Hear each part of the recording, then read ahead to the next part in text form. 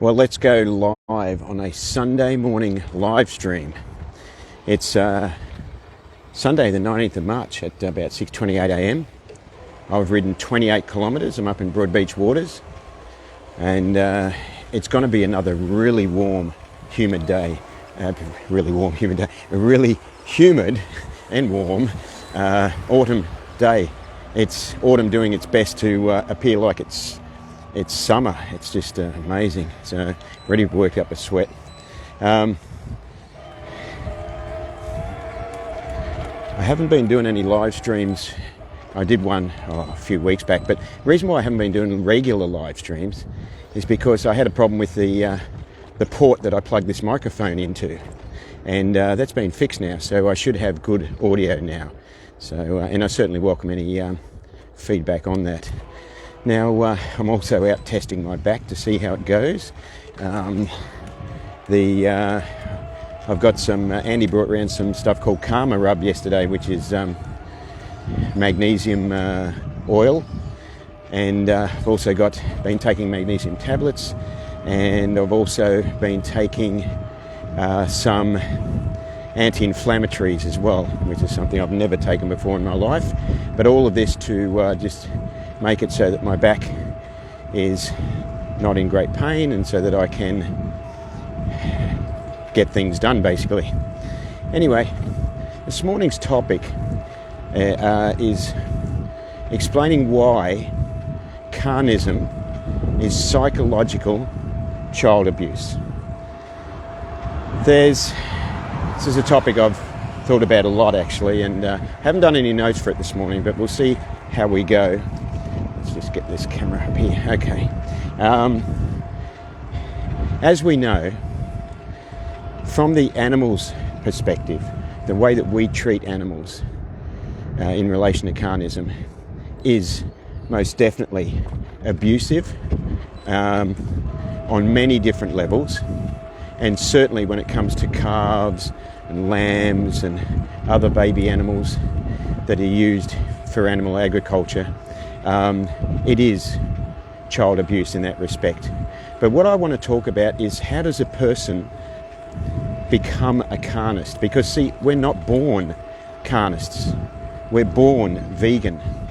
You know that saying, put a baby in a give a baby a carrot and a rabbit, and which one does it eat? Which one does it play with? Pretty obvious. So we're not born carnists, we are born vegan, but we are indoctrinated into carnism, usually by our parents or our caregivers. Now, it could be argued that they're well-meaning but ill-informed, and I think this makes up a percentage of the advice that caregivers give, not just in relation to, eat all the meat on your plate, or you're not allowed to leave the table, but in relation to a lot of other things as well. And so it could be argued that there is actually so many ill-informed things I see. It is, people just, where do you get your protein is a classic one. So, when somebody says that, I like to say, well, how much do I need? And, just about everyone will have no idea. And, or I say, where do you get your compassion? So it's just one of those things that's parroted, by people as a saying, like that other stupid saying, everything in moderation. Yeah, everything in moderation will kill you. Anyway, so when I was thinking about this the other day, and I was thinking about, why does a person, even when they're given all the advice about compassion and, the mistreatment of animals and the effects on our planet from animal agriculture, why would somebody, after receiving all that information, still remain a carnist? Well, I've often said that it's because of an addiction. And it is. But how does that addiction start if we are naturally born as vegans? So what we need to understand is that we have a moral compass. We have an understanding of right and wrong. We have an inner conscience that tells us what we should and shouldn't do. This is with us from the earliest age. And when a well-meaning but misinformed adult or person older than us when we're young tells us that we need to eat animals for this reason or that reason or whatever lie that they've believed, this has a profound psychological effect on the child. The child goes into what I would describe a state of conflict, and this state of conflict comes about because what the child is being told by those that the child deems to be their protectors, they're the ones that love them, the ones that care for them. What the child is being told goes against what the child knows is right.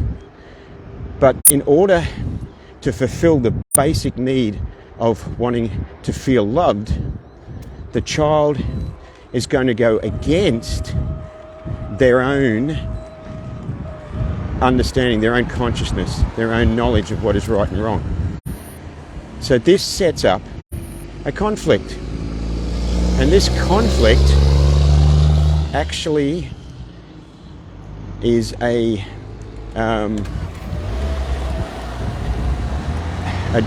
precursor, a driver of disease. Now, when you look at society, when you look at people today, you see how unhealthy a lot of people are on many different levels. Not just physically, we're talking mentally unhealthy, emotionally unhealthy. Unhealthy to the point of being greatly disturbed now. And the behaviour of people shows how greatly disturbed people have become. And where does this dis-ease, this lack of peace come from?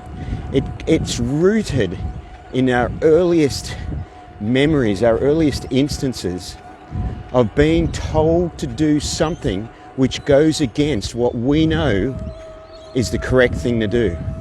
It is psychological child abuse, and it creates a situation in which we are distressed.